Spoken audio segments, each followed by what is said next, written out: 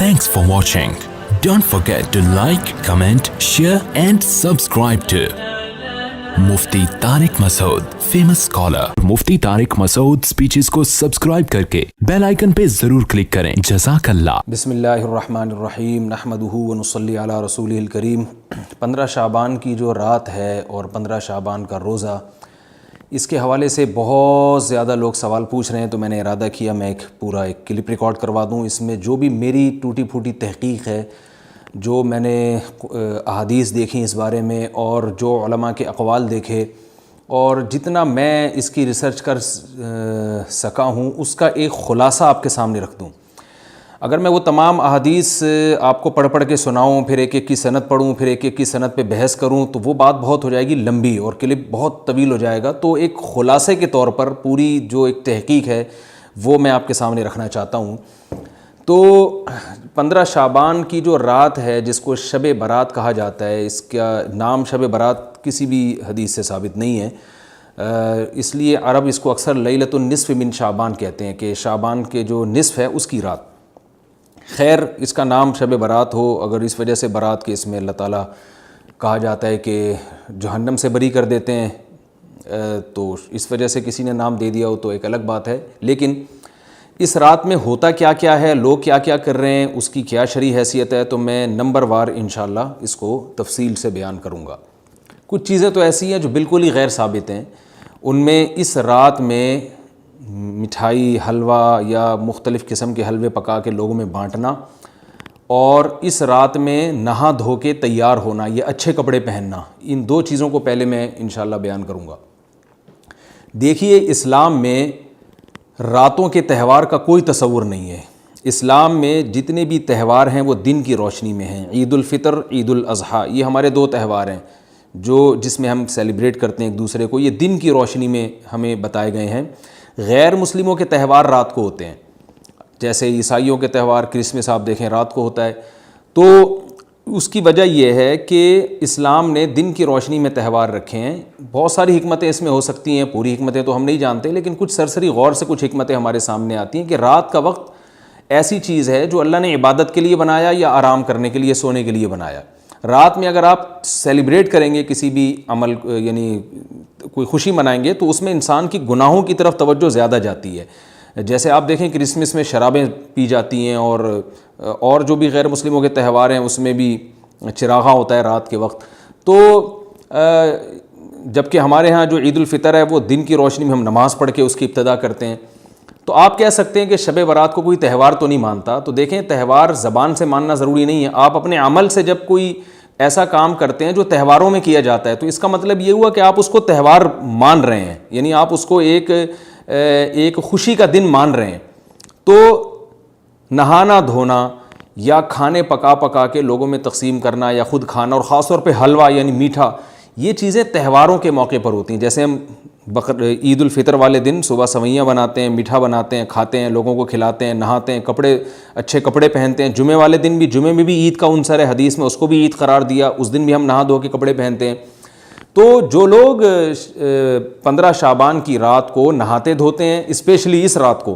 कि भाई आज कोई त्यौहार है या आज कोई खुशी का दिन है, और मिठाइयाँ खाते हैं या हलवे पकाते हैं, तो वो ज़बान से इसको त्यौहार ना भी कहें, अपने अमल से ये बताते हैं कि त्यौहार है, जबकि ये त्यौहार नहीं है. इस्लाम में कोई इसकी एक ज़ईफ़ रिवायत भी नहीं है कि आप सल्लल्लाहु अलैहि वसल्लम ने, मेरे इल्म में नहीं है, कम अज़ कम हो सकता है कोई मौजू मनगढ़ंत रिवायत मौजूद हो, जिसमें कोई कहीं भी नहीं है कि आप सल्लल्लाहु अलैहि वसल्लम ने इस रात को हमें नहाने का हुक्म दिया हो, या अच्छे कपड़े पहनने का हुक्म दिया हो, या खाने पीने का या हलवे खिलाने का, हमें हलवे मांडे का हमें हुक्म दिया हो. तो अल्लाह का वास्ता, ये बिदअत है, इसको ख़त्म करें अपने माशरे से. और इस्लाम में त्यौहार का टाइम दिन में होता है. ईद उल फ़ितर, ईद उल अज़हा है जिसमें हम दिन में क़ुरबानी करते हैं और खाते हैं, पीते हैं, नहाते हैं, धोते हैं. रातों के ये काम नहीं है. रात को आप सोएं या इबादत करें. तो एक चीज़ तो ये थी जो मैं बताना चाह रहा था. दूसरी चीज़, इस रात को कब्रिस्तान जाना. देखिए, इस बारे में हदीस पेश की जाती है, मशहूर हदीस है, लोग सुनते रहते हैं कि नबी सल्लल्लाहु अलैहि वसल्लम रात को उठे और अम्मी आयशा रज़ी अल्लाह ताला अन्हा भी आपके पीछे चली गईं, और आप सल्लल्लाहु अलैहि वसल्लम जन्नतुल बकी में मग़फ़िरत की दुआ मांग के तशरीफ़ ले आए वापस. तो ये हदीस इंतहाई दर्जे की ज़ईफ़ हदीस है, और ایک تو ضعیف حدیث ہے، دوسری بات یہ کہ اگر ہم تھوڑی دیر کے لیے فرض کر لیں یہ صحیح حدیث ہے اور ہم کہتے ہیں کہ بھئی نبی صلی اللہ علیہ وسلم نے یہ عمل کیا ہے، تو صحابہ میں سے کسی سے ضعیف حدیث سے بھی ثابت نہیں ہے کہ کوئی اس رات قبرستان گئے ہوں۔ حضرت ابو بکر کے بارے میں کوئی روایت نہیں ملتی کہ اس رات قبرستان گئے ہوں، حضرت عمر کے بارے میں کوئی روایت نہیں ملتی، یہ کسی ایک صحابی کے بارے میں نہیں۔ تو آپ مجھے بتائیں کہ یہ کیسی سنت ہے کہ جو صحابہ کی سمجھ میں نہیں آئی اور ہماری سمجھ میں آ گئی ہے؟ تو مشرکین مکہ یہ کہا کرتے تھے لو کان خیرن ما سبقونا الیہ، قرآن مجید کی آیت ہے کہ اگر یہ اسلام میں کوئی خیر ہوتی تو یہ صحابہ ہم سے پہل نہ کرتے، یہ صحابہ نے ہم سے پہل کیا ہے، اس کا مطلب ہے یہ اسلام خیر کا کام نہیں ہے۔ تو مشرکین کو صحابہ سے چونکہ نفرت تھی اس لیے کہتے تھے کہ یہ چونکہ اسلام کو فالو کر رہے ہیں تو یہ اس کی علامت ہے کہ اسلام خیر نہیں ہے، کیونکہ خیر میں تو ہم صحابہ سے آگے ہوتے ہیں، اپنے بارے میں ان کا یہ اس خوش فہمی میں مبتلا تھے وہ۔ لیکن ہماری رائے کیا ہے؟ ہم یہ کہتے ہیں کہ لو کان خیرن لسبقونا الیہ، وہ کہتے تھے لا سبقونا، ہم کہتے ہیں لسبقونا، کہ اگر کوئی بھی خیر کا کام ہے تو صحابہ ہم سے ضرور اس میں پہل کریں گے، یہ ہو نہیں سکتا کہ خیر کا کام وہ ہم کریں اور صحابہ نے نہ کیا ہو۔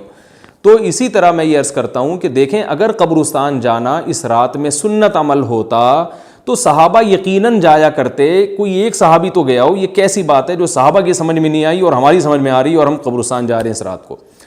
چلیں اگلا اسٹیپ تھوڑی دیر کے لیے فرض کر لیتے ہیں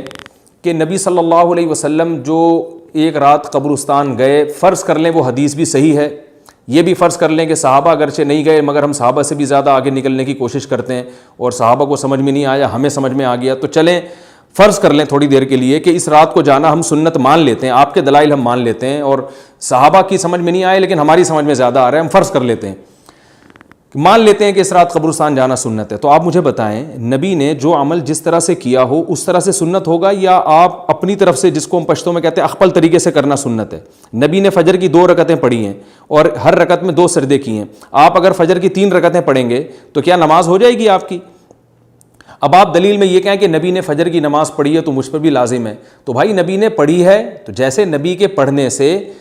آپ پر پڑھنا لازم ہو گیا تو جس طرح سے پڑھی ہے اسی طرح پڑھنا لازم ہوگا، اخپل طریقے سے پڑھنا لازم نہیں ہوگا۔ تو اسی طرح یاد رکھیں، فرض کر لیں کہ نبی قبرستان گئے ہیں اور یہ قبرستان جانا سنت ہے، تو نبی کس طرح گئے ہیں اور کتنی دفعہ گئے ہیں؟ نبی رات کو چپکے سے اٹھ کے گئے ہیں، کوئی کسی کو آپ نے جمع نہیں کیا، کسی کو بتایا تک نہیں، جو اس حدیث سے پتہ چل رہا ہے ہمیں، اگرچہ یہ ضعیف حدیث ہے لیکن فرض کر لیں یہ صحیح ہے، تو کہیں پتہ بھی نہیں چل رہا، چپکے سے قبرستان گئے اور چپکے سے واپس آئے اور پوری زندگی میں ایک دفعہ گئے، جبکہ ہمارے ہاں ہر سال قبرستان میں لوگ جا رہے ہیں، جب بھی شب برات آتی ہے لوگ قبرستان جاتے ہیں، ہر سال، نبی ایک دفعہ گئے اور آپ ہر سال جا رہے ہیں۔ نمبر 2، جاتے جتھوں کی شکل میں، نبی تو چپکے سے گئے ہیں، تو آپ رات کو 2-2:30 بجے ذرا چپکے سے اٹھیں اور تنہائی میں جب قبرستان میں وحشت ہو اور اندھیرا ہو اور وہاں قبرستان جائیں، اتنا دم ہے آپ میں، تو ہم کہیں گے بھئی آپ نے نبی کی سنت کو زندہ کیا ہے۔ لیکن آپ تو جتھوں کی شکل میں جا رہے ہیں، نہا دھو کے جا رہے ہیں، خوشبو لگا کے جا رہے ہیں، تیار ہو کے جا رہے ہیں، اور جو کچھ وہاں خرافات ہو رہی ہیں قبرستان میں وہ تو ساری دنیا کو معلوم ہے، میلے ٹھیلے لگے ہوئے ہیں وہاں پہ، گولے گنڈے بک رہے ہیں، برگر بک رہے ہیں، گول گپے بک رہے ہیں وہاں پہ، اور پھول الگ بک رہے ہیں، ہار پھول قبروں پہ چڑھانے کے لیے۔ کیا بدماشی ہے یہ، کیا منہ دکھائیں گے رسول اللہ صلی اللہ علیہ وسلم کو قیامت کے دن؟ آپ کے سامنے کیا وہ حدیث نہیں ہے کہ نبی صلی اللہ علیہ وسلم نے فرمایا کہ روایت میں آتا ہے کہ کچھ لوگ قرب میدان حشر میں آئیں گے تو ان کے چہرے ایسے ہوں گے جیسے میری امت کے چہرے ہوتے ہیں، میری امت کی شکل ہوتی ہے، حدیث کا مفہوم میں بیان کر رہا ہوں۔ تو جب وہ حوض کوثر کا پانی پینے کے لیے میرے پاس آئیں گے تو فرشتے ان کو بھگائیں گے، سحقن سحقن، تو آپ صلی اللہ علیہ وسلم پوچھیں گے یہ تو میری امت ہے، آپ تو فرشتے کیا کہیں گے کہ یہ آپ کی وہ امت ہے جنہوں نے آپ کے دنیا سے جانے کے بعد دین میں ایسی چیزیں ایجاد کر لی تھیں جن کا آپ نے حکم نہیں دیا۔ تو آپ کیا فرمائیں گے؟ سحقن سحقن، دور کرو ان سے۔ تو ایسا نہ ہو کہ ہم قیامت کے دن رسول اللہ صلی اللہ علیہ وسلم کی شفاعت سے محروم ہو جائیں۔ تو اللہ کا واسطہ قبرستان مت جائیں اس رات، گھر میں بیٹھیں آرام سے، یہیں بیٹھ کے میت کے لیے مغفرت کی دعا کریں، اور اگر آپ سمجھتے نہیں یہ حدیث بالکل صحیح ہے اور جانا لازمی ہے تو پھر تنہائی میں جائیں، ایسے قبرستان کا انتخاب کریں جہاں آپ کے علاوہ کوئی بھی نہ ہو، اور پھر چپکے سے جائیں اور پتلی گلی سے واپس آ جائیں آپ۔ اگرچہ ہم تو اس کو بھی نہیں مانتے لیکن اگر کرنا ہے تو پھر اس طریقے سے عمل کریں اگر آپ حدیث کو فالو کرنا چاہتے ہیں آپ اپنے خیال کے مطابق۔ تو یہ 2 باتیں ہو گئیں۔ ایک تیسری چیز کیا ہے؟ کیا قرآن اس رات میں نازل ہوا ہے اور تقدیر کے فیصلے اس رات میں ہوتے ہیں؟ دیکھیے قرآن میں 2 جگہ اللہ نے اس مضمون کو بہت وضاحت سے بیان کیا، ایک سورہ دخان میں، انا انزلناہ فی لیلۃ مبارکہ کہ ہم نے اس کو مبارک رات میں نازل کیا، اور اللہ نے فرمایا فیہا یفرق کل امر حکیم، اس میں حکمت والے فیصلے ہوتے ہیں اس رات میں۔ دوسری جگہ 30ویں پارے میں سورہ قدر میں اللہ نے فرمایا انا انزلناہ فی لیلۃ القدر، ہم نے اس قرآن کو لیلۃ القدر میں نازل کیا، اور اس میں بھی اللہ نے فرمایا تنزل الملائکۃ فیہا کہ فرشتے اس رات میں اترتے ہیں باذن ربہم من کل امر، تمام قسم کے معاملات لے کے۔ تو یہاں بھی اللہ بتا رہے ہیں کہ جو 1 سال کے فیصلے جس رات میں ہوتے ہیں اور فرشتوں کے حوالے کیے جاتے ہیں، وہ رات اور قرآن کے نازل ہونے والی رات ایک ہی ہے، یہ الگ الگ راتیں نہیں ہیں۔ اور سورہ قدر میں اللہ نے فرما دیا واضح لفظوں میں کہ وہ لیلۃ القدر کی رات ہے۔ تو اتنی وضاحت کے بعد پھر یہ کہنا کہ اس رات میں قرآن نازل ہوا تھا، جبکہ اس کے بارے میں کوئی صحیح حدیث موجود بھی نہیں ہے، ضعیف یا موضوع روایتیں ہیں، تو یہ بالکل قرآن پر میں سمجھتا ہوں کہ یہ ٹھیک نہیں ہے، بالکل دلیل کے لحاظ سے یہ کمزور بات ہے۔ اگرچہ بعض علماء اس طرف گئے ہیں اور انہوں نے تعویل کی ہے، انہوں نے یہ تعویل کی ہے کہ قرآن جو ہے آسمان دنیا پہ آیا لیلۃ القدر میں، اور وہاں سے جو نیچے نزول شروع ہوا ہے وہ شب برات میں ہوا ہے، لیکن یہ تعویل عقل سے بعید ہے، اور اس تعویل کی ہمیں ضرورت بھی نہیں ہے۔ دو صحیح حدیثیں ٹکرا رہی ہوں یا قرآن کی آیت کسی ایسی متواتر حدیث سے ٹکرا رہی ہو، تو پھر تو وہاں ہمیں تطبیق دینے کی ضرورت پیش آتی ہے، جب قرآن کے مقابلے میں کوئی حدیث ہی نہیں ہے، صحیح حدیث بھی نہیں ہے۔ حالانکہ قرآن کے مقابلے میں تو فقہا کہتے ہیں کہ اگر صحیح حدیث بھی ہو، متواتر نہ ہو، صحیح حدیث بھی ہو، تو وہ بھی ظنی ہوتی ہے، تو اس حدیث کو رد کیا جائے گا، قرآن میں تعویل نہیں کی جائے گی۔ لیکن یہاں تو صحیح حدیث بھی نہیں ہے، یہاں تو ایک ضعیف روایت ہے اور ضعیف اقوال ہیں، آپ اس کو کیسے قرآن کے مقابلے میں لا سکتے ہیں؟ تو جو بالکل بے غبار بات ہے وہ یہی ہے کہ اللہ تعالیٰ نے قرآن مجید کو لیلۃ القدر میں نازل کیا، جو رمضان کے آخری عشرے میں ہوتی ہے، اور اسی لیلۃ القدر میں فیصلے بھی ہوتے ہیں۔ اور بعض لوگ کہتے ہیں اس میں حرج کیا ہے کہ ہم 15 شعبان کو بھی فرض کر لیں، اس میں قرآن نازل ہوا اور لیلۃ القدر میں بھی، بھائی اس سے لیلۃ القدر کی ویلیو کم ہوتی ہے۔ اللہ تو لیلۃ القدر کی ویلیو بڑھا رہے ہیں کہ یہ ایسی رات ہے جس میں 1 سال کے فیصلے بھی کر دیے جاتے ہیں، اور اس میں قرآن مجید کا نزول بھی شروع ہوا۔ تو جس رات کو اللہ نے جو پروٹوکول دیا ہے وہی پروٹوکول اس کو دینا چاہیے، آپ اس کو کسی اور رات کو نہ دیں وہ پروٹوکول۔ تو یہ تیسرا مسئلہ ہوا۔ پہلا مسئلہ حلوے مانڈے کا اور نہانے دھونے کا، وہ بھی غلط ہے۔ دوسرا مسئلہ قبرستان جانے کا، وہ بھی ٹھیک نہیں ہے۔ تیسرا مسئلہ کہ اس رات میں قرآن نازل ہوا اور فیصلے ہوتے ہیں، یہ تیسری بات بھی غلط ہے۔ نہ تو اس رات میں قرآن نازل ہوا اور نہ اس رات میں فیصلے ہوتے ہیں۔ چوتھی چیز کہ کیا اس رات میں عبادت کی کوئی فضیلت ہے سرے سے یا نہیں ہے، یہ ایک علمی مسئلہ ہے۔ تو اس بارے میں خوب اچھی طرح سمجھ لیں کہ اس بارے میں جتنی بھی احادیث ہیں جو اس رات کی فضیلت کے بارے میں ہیں کہ بنو کلب کی بکریوں کے برابر مغفرت ہوتی ہے اور بکریوں کے بالوں کے برابر، اور یا جو بھی اس بارے میں روایات ہیں کہ سب کی بخشش ہو جاتی ہے سوائے اس شخص کے جو کسی کے دل میں کینہ رکھتا ہے، تو یہ جتنی اس رات کی فضیلت میں احادیث ہیں، تو ایک بات تو خوب اچھی طرح سمجھ لیں، اس پر تمام محدثین کا، جہاں تک میں نے دیکھا ہے، تمام محدثین کا اتفاق ہے کہ اس کی فضیلت میں صحیح حدیث ایک بھی نہیں ہے۔ اس رات کی فضیلت میں ایک بھی صحیح حدیث موجود نہیں ہے، لیکن ضعیف روایتیں اتنی کثرت سے ہیں کہ ایک الگ محدثین کا اصول ہے کہ جب ضعیف روایتیں کی سندیں زیادہ ہو جائیں تو وہ حسن بن جاتی ہے، یعنی قابل قبول ہو جاتی ہے وہ، کیونکہ بہت ساری کمزور چیزیں مل کے اس میں کچھ قوت پیدا کر دیتی ہیں۔ تو اب جن علماء نے احادیث کے ضعف کی طرف دیکھا کہ ایک بھی صحیح روایت نہیں ہے، انہوں نے اس رات کا بالکلیہ انکار کر دیا کہ اس رات کی سرے سے کوئی فضیلت نہیں ہے۔ لیکن جن علماء نے اصول حدیث کی طرف دیکھا اور فقہ کے ایک اصول کی طرف دیکھا کہ کثرت روایات درجہ حسن تک پہنچ جاتی ہیں ضعیف روایات، تو انہوں نے کہا کہ بالکل اس رات کی فضیلت کا انکار ہی سرے سے کر دینا یہ غلط ہے۔ تو جمہور اس طرف گئے ہیں کہ اس رات کی فضیلت کا بالکلیہ انکار کر دینا یا اس کی عبادت کی فضیلت کا بالکلیہ انکار کر دینا یہ ٹھیک نہیں ہے، لیکن کچھ علماء، وہ بھی بڑے محقق علماء ہیں، وہ اس طرف گئے ہیں کہ اس رات کی سرے سے کوئی فضیلت اسلام میں ہے ہی نہیں۔ اب میں دونوں طرف کے علماء کا کچھ تھوڑا سا تجزیہ پیش کرتا ہوں۔ تو جو علماء یہ کہتے ہیں کہ اس رات کی فضیلت ہے اور فضیلت میں کثرت سے روایات ہیں اور اس میں بڑے بڑے علماء داخل ہیں، امام شافعی رحمہ اللہ تعالی جیسے مجتہد بھی ہیں جو اس رات کی فضیلت کے قائل ہیں۔ باقی ائمہ سے مجھے جو ہے نا امام ابو حنیفہ سے کچھ نہیں ملا اس رات کی فضیلت کے بارے میں، اور امام احمد ابن حنبل سے بھی مختلف روایات ملی ہیں، اس لیے میں جزم سے کسی اور امام کے بارے میں نہیں کہہ سکتا، لیکن امام شافعی سے بہرحال اس کی فضیلت صراحتاً منقول ہے، اگرچہ انہوں نے بھی اعتراف کیا ہے کہ اس کی روایات کے بارے میں جتنی اس بارے میں روایات ہیں وہ ضعیف ہیں، لیکن وہی ایک اصول ہے کہ جب ضعیف روایات بہت کثرت سے ہوتی ہیں تو درجہ حسن تک پہنچ جاتی ہیں۔ تو اس اصول کے تحت جمہور اس کے قائل ہیں کہ اس رات میں عبادت اگر ہم کرتے ہیں تو دوسری راتوں کی نسبت ہمیں ثواب زیادہ ملتا ہے، لیکن جو بعض دوسرے علماء جو بالکل ہی اس رات کی فضیلت کے منکر ہیں، ان کے دلائل میں یہ ہے کہ یہ بات اگرچہ درست ہے کہ اگر ضعیف روایات کثرت سے ہوں تو وہ درجہ حسن تک پہنچ جاتی ہیں، لیکن وہ کہتے ہیں کہ کچھ قرائن ایسے ہیں جن قرائن سے پتہ چلتا ہے کہ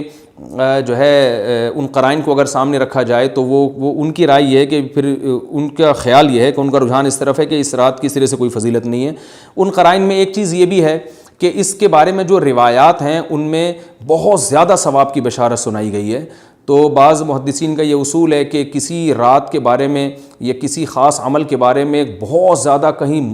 غلو ہوتا ہے یا مبالغہ ہوتا ہے، غلو تو نہیں کہہ سکتے، تو یہ خود ایک اس طرف اشارہ ہوتا ہے کہ یہ ایک ضعف ہے، اگرچہ یہ کوئی اتنی مضبوط بات نہیں ہے،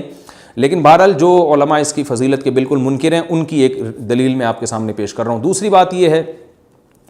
کہ جو علماء اس کی فضیلت کے بالکل بھی قائل نہیں ہیں ان کی ایک بڑی دلیل یہ بھی ہے، جن میں ہمارے شیخ حضرت مفتی رشید احمد صاحب رحمہ اللہ تعالیٰ بھی تھے، اگرچہ انہوں نے اس بارے میں کوئی صراحتاً فتویٰ نہیں دیا، لیکن وہ یہ اشکال ظاہر کیا کرتے تھے کہ شریعت میں جب بھی کسی وقت کی یا کسی خاص رات کی کوئی فضیلت آتی ہے تو اللہ تعالیٰ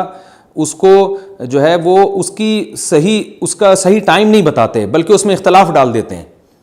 اس کی مثال ایسے جیسے جمعے کے دن حدیث میں آتا ہے کہ ایک وقت جمعے میں ایسا آتا ہے جس میں دعا لازمی قبول ہوتی ہے، اب ظاہر ہے وہ بڑا فضیلت کا وقت ہے، تو وہ وقت ہمیں متعین طور پہ بتایا نہیں گیا ہے، اس لیے علماء کا اس میں اختلاف ہوا، بعض نے کہا عصر کے بعد، بعض نے کہا کہ 2 خطبوں کے درمیان۔ لیلۃ القدر کو دیکھ لیں، لیلۃ القدر کی فضیلت میں قرآن بھی ہے، بہت ساری احادیث ہیں، لیکن لیلۃ القدر کی رات ہے کون سی یہ اللہ نے اس میں ابہام ڈال دیا۔ طاق راتوں میں 21 بھی ہو سکتی ہے، 23 بھی ہو سکتی ہے، بعض بلکہ حدیث سے 22ویں رات کا بھی ہونا ثابت ہے، زیادہ امکان 27ویں رات کا ہوتا ہے، تو وہ متعین نہیں ہے۔ تو جو علماء کہتے ہیں اس کی سرے سے کوئی فضیلت ہی نہیں ہے، ان کا رجحان وہ ان کی ایک یوں سمجھیں کہ دلیل تو نہیں لیکن ایک استئناس کہتے ہیں اس کو، کہ اس سے ان کے اس نظریے کو تقویت ملتی ہے کہ اگر یہ اس کی اتنی زیادہ فضیلت ہے تو اس کی تعیین میں اختلاف بالکل بھی نہیں ہے، تو یہ وہ کہتے ہیں کہ یہ مزاج شریعت کے خلاف ہے۔ اور تعیین میں اختلاف ہوتا کیوں ہے؟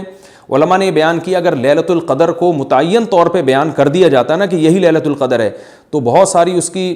اس میں جو ہے نا حکمتیں فوت ہو جاتی، جن میں ایک یہ بھی کہ اس رات میں جہاں عبادت کا ثواب بہت ہے گناہ کا عذاب بھی بہت ہے، پھر اگر اس رات میں کوئی گناہ کرتا تو وہ اللہ کے عذاب سے نہ بچ پاتا، کیونکہ وہ اللہ متعین کر دیا کہ یہ لیلۃ القدر ہے، تو کیسے تم اس میں گناہ کر رہے ہو؟ اب معاملہ اللہ نے مبہم رکھ دیا کہ بھئی یہ بھی ہو سکتی ہے تو اگلے دن بھی ہو سکتی ہے، اور ایک فائدہ یہ بھی اس میں رکھا متعین نہ کرنے میں کہ لیلۃ القدر انہی کو ملے جو تلاش کریں، جو پورا عشرہ جاگیں گے ان کو لیلۃ القدر ملے گی۔ اگر اللہ اسپیسیفک دن بتا دیتا کہ 21ویں ہے، 23ویں ہے یا 25ویں ہے یا 22ویں ہے تو بہت سارے لوگوں کو لیلۃ القدر مل جاتی، تو اللہ نے جو مبہم رکھا ہے نا تو ایک رات کی فضیلت اللہ نے بڑھا دی مگر اس کی تعیین میں ابہام پیدا کر دیا تاکہ جو پورا عشرہ جاگے گا اسی کو لیلۃ القدر ملے گی، اس کے علاوہ ہر آدمی کو نہ ملے۔ وہ ایک اللہ کی ایک حکمت ہو سکتی ہے اس میں۔ تو یہ 2 حکمتیں ہیں کہ اس میں گناہ اگر کوئی کرے تو اس پر عذاب نہ آ جائے، کیونکہ اگر متعین کر دیا جائے گا تو پھر گناہ کیسے تم کر رہے ہو اس رات میں، تو اللہ نے اس میں بھی ابہام پیدا کر دیا۔ جو گناہ کرنے والا ہے اگرچہ وہ بڑا گناہ گار ہے اس رات میں، چاہے وہ رمضان کا آخری عشرے میں کسی رات میں بھی گناہ کرتا ہے، لیکن کم از کم اتنا عذر تو ہے کہ اس کو کیا پتا تھا کہ یہ آج لیلۃ القدر ہوگی۔ تو جو 15 شعبان کی رات ہے اس کی بہت زیادہ فضیلت ہے، تو پھر یہ رات کو متعین کیوں کر دیا گیا؟ یہ ان علماء کی دلیل میں بیان کر رہا ہوں جو اس کی فضیلت کے بالکل بھی قائل نہیں ہیں، لیکن بہرحال حقیقت یہ ہے کہ جمہور علماء اس کی فضیلت کے قائل ہیں، کیونکہ یہ جو میں نے دلائل دیے کہ وہ علماء جو اس کی فضیلت کے سرے سے منکر ہیں ان کے یہ دلائل کو ہم دلیل نہیں کہیں گے بلکہ استئناس کہیں گے کہ استیناس کہتے ہیں کہ ایک چیز استدلال نہیں ہے بلکہ ان اپنے نظریے کی تقویت کے طور پر ایک چیز کو پیش کر دینا جس سے یہ لگتا ہو کہ واقعی یہ صحیح کہہ رہے ہیں، اس کو استیناس کہتے ہیں، میں جو آسان لفظوں میں سمجھانے کی کوشش کر رہا ہوں۔ اور ایک استدلال کہتے ہیں کہ ایک ریسرچ کو، ایک پوری تحقیق کو۔ تو جمہور کا مذہب ایک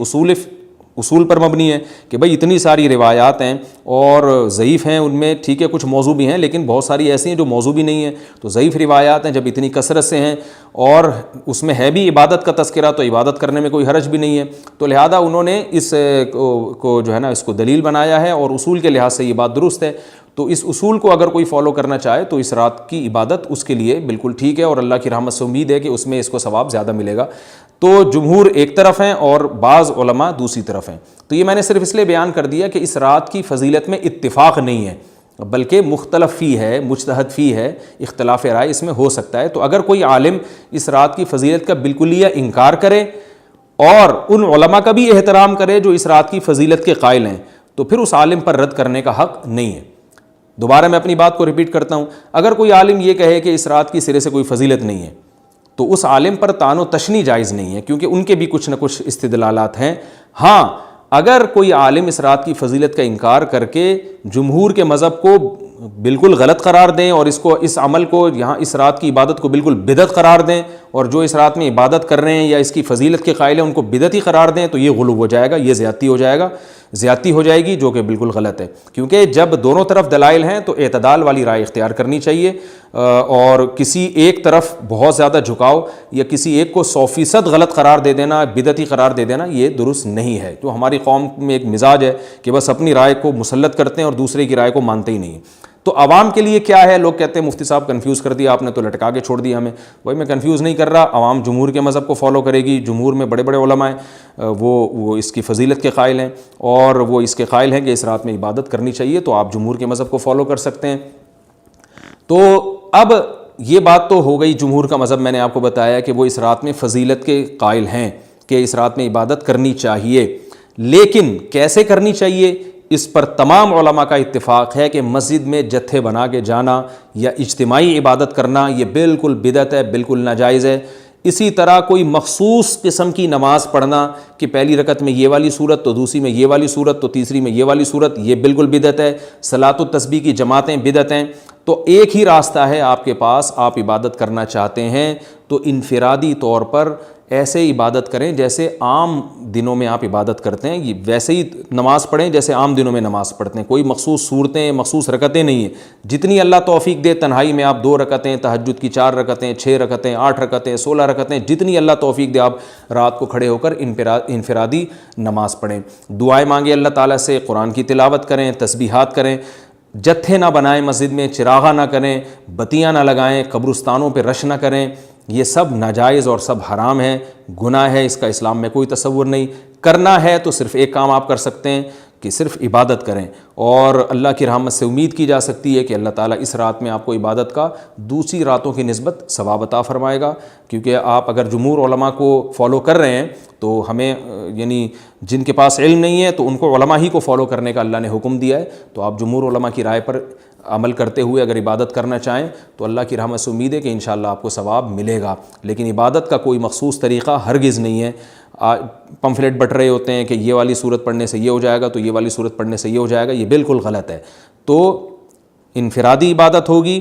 اور ایسے ہی عبادت کا طریقہ ہوگا جیسے پورے سال ہوتا ہے، نماز اسی طرح پڑھی جائے گی جیسے پورے سال پڑھی جاتی ہے، دعائیں مانگی جائیں گی،